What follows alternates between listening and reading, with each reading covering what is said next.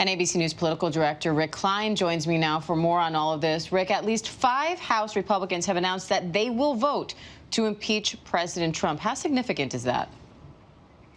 The dam is breaking. It's going to be a bipartisan vote, and I think the number could be easily into the 20s. We'll have to see how the day plays out. But clearly, the statement from Congresswoman Cheney was significant, gives cover to a whole lot of Republicans, as does the signal from Mitch McConnell, the Senate Majority Leader, whose aides have been quoted anonymously in a whole bunch of publications, and as we reported as well, that he's very much open to the consideration. He hasn't committed one way or the other, but a whole lot of Republicans who've been looking for signals for leadership, frankly, looking for some kind of direction. Should they defend the president, or should they vote their conscience in this very consequential vote?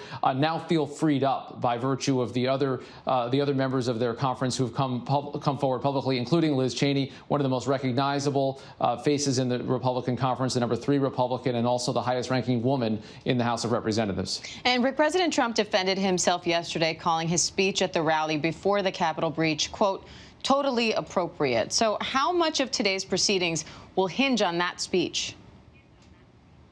A lot. And look, first of all, it wasn't appropriate. I think you read the text, listen to it, and I think it's easy to draw a through line, as Congresswoman Cheney and many others have done. But I think more relevant even for today's proceedings is that these members of Congress who are voting on impeachment, they witnessed it. They saw it. They may or may not have seen the speech, but they certainly saw what the speech caused. They heard the chants. They heard the knocking at the door. Some of them are recounting harrowing tales of coming within a few inches of losing their lives if a barrier hadn't been broken down, if a quick-thinking colleague or staffer or a Capitol Police officer hadn't stepped in. There could be a lot more in terms of fatalities, including members of Congress. They are shaken by this and, frankly, disturbed that the president would, in this case, try to redefine history. He does it all the time. We've heard him do it for years now, trying to deflect and explain and trying to rewrite facts, alternative facts, perhaps. This, though, goes down as a judgment against that. And there are many members of Congress who consider this vote not just a vote against Trump, but a vote for truth. And some Republican House members are now complaining about being asked to go through a new metal detector before entering the House chamber. What does that say about the distrust within Congress right now? It's extraordinary. There are literally members of Congress who are scared of their colleagues, and perhaps with good reason. Some of those colleagues, including some new ones, were tweeting about Nancy Pelosi's whereabouts during the siege itself, saying that she had left the House floor.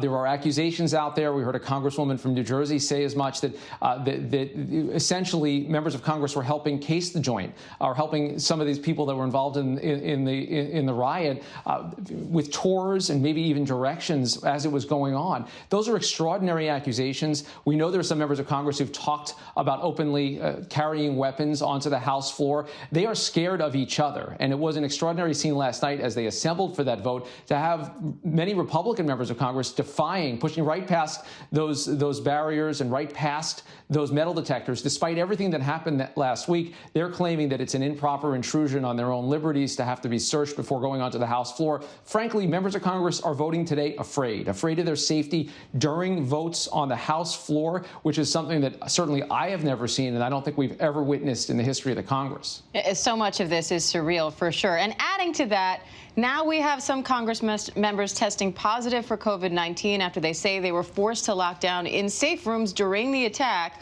with other Congress members who would not wear masks, refused to wear masks. What's the latest on that? Yeah, another fear that members of Congress have is in terms of fearing their own colleagues. There are many Republicans who refuse to wear a mask, that refuse to comply with what is now a regulation in the House to do so. They are subject to fines. Unclear how collectible those fines will be. But right now, that's part of it, is that you have people that were huddled together now blaming each other for infections. We saw some of the tense confrontations behind closed doors. Videos emerged of Democrats telling Republicans, please put on a mask. There was mockery going on. The fact that this is all going on in the midst of the COVID-19 crisis just adds another layer to the surreality of this and to the stakes of taking the stand that Congress is taking today. Bizarre to think you go into a safe room to protect yourself from a deadly attack and end up with a potentially deadly virus. Rick Klein in Washington, thank you. Hi, everyone. George Stephanopoulos here. Thanks for checking out the ABC News YouTube channel. If you'd like to get more videos, show highlights, and watch live event coverage, click on the right over here to subscribe to our channel. And don't forget to download the ABC News app for breaking news alerts. Thanks for watching.